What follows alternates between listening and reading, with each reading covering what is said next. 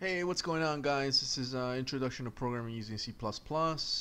Continuing on with my lectures, I am going to go over if-else-if, which is also known as a multi-way if or extended if.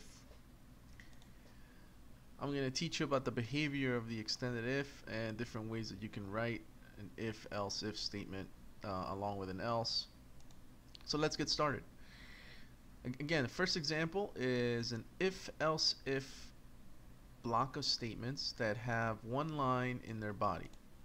As we've gone over before in previous lectures, you know that this evaluates to a conditional expression.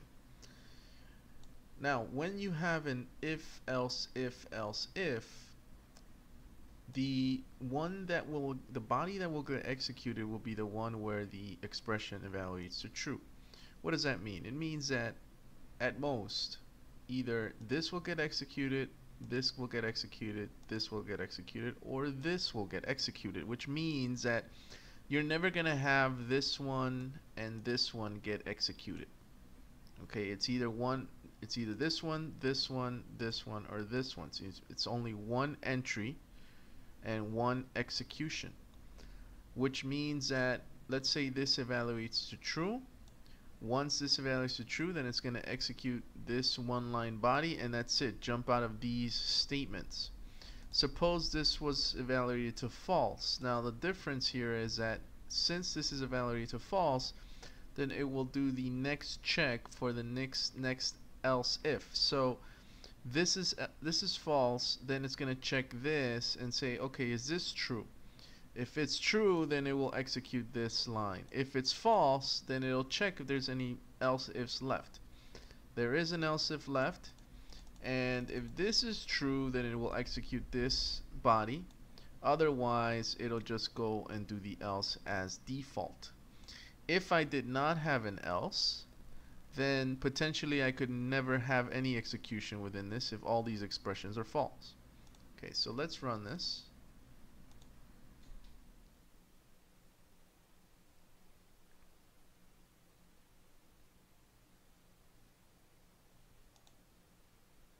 Taking a little while to okay, so there is the else action. So that means that all these expressions here evaluated to false. So this was false, false, false, and this didn't evaluate to anything. It's just this else means it's a default action.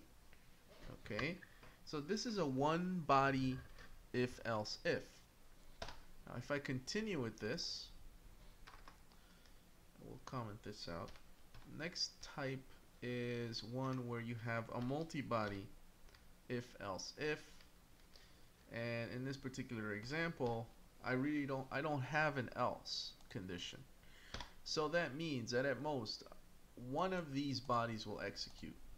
One, not two, one. Means that we may actually not even see any of this executed. So let's take a look. Okay, if I compile and run this, notice how nothing got executed in the body. Why? Because all these expressions evaluated to false. Because they evaluated to false, then nothing is ever going to hit the body of any of these. Okay, if I had the else statement after this, then yes, it would execute because the else is, like I said, it's the default. Okay, now let's say if this one was true, so let's actually turn the sign around, and let's say I'm going to execute, compile, and run. So there it is. So what happened here? Let me actually change this a bit. So I'll just name this 1 and put 1 so you guys don't get confused, and this one is 2 and this one is 2. So in this particular case, this evaluated to false. So what happens? It goes to the next else if. This evaluated to true, so it's going to hit the body of this compound statement. So if I compile and run, there you see else if action, second line 1, which means that it's going to hit that. Now let me ask you a question. Well, what would happen if this was true and then this was true? So value 2, we're going to actually say is less than value 3. Okay. What do you think would happen if this was true, which it is here, and this is true? I'll give you a second to think about it, and done.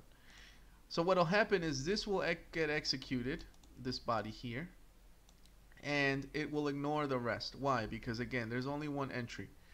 The first one that it finds a true value, it'll execute the body and then it'll jump out. So if I do this, compile and run, you'll see that the else if action 2 did not execute. Why? Because the body executes of this particular else if statement, it goes through and then it jumps out of this if else if block. So remember that, it's very important.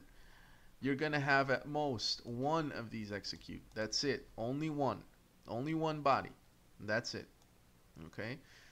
So here is a multi-line block of if-else if statements with multi-lines in their body. And as I mentioned in previous videos, you can have if statements within else ifs, if else ifs within if statements, and you can even have loops within if else if statements. Now, if I comment this out, and I'm actually gonna do this over here. Okay.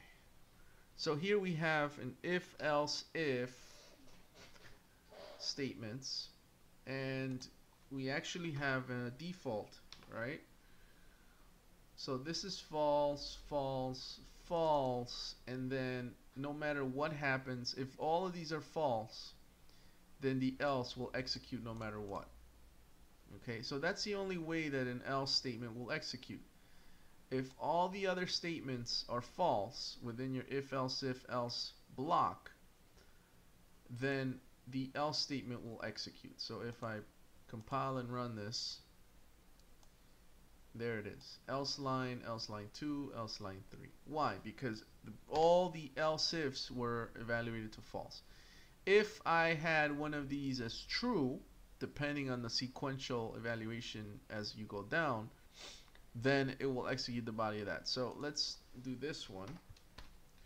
So this is true, so then it'll go in here and then get out of this whole block. So if I compile and run,